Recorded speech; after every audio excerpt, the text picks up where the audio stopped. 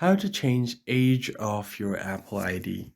In this tutorial, I'll show you guys how you can easily change your Apple ID's age. So let's just get right into the video. The very first thing you're going to have to do is open up your settings menu and simply tap on your Apple account right on top of your settings. And once you do that, you will be inside your Apple ID.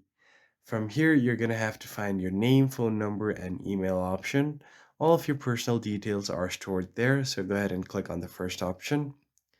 And from there on out, you have an option to edit your name, your email, your phone number, as well as your date of birth included. So tap on the date of birth option, and from there you can select a different date to change your age or your birthday. And once you have done that, you should be able to change it.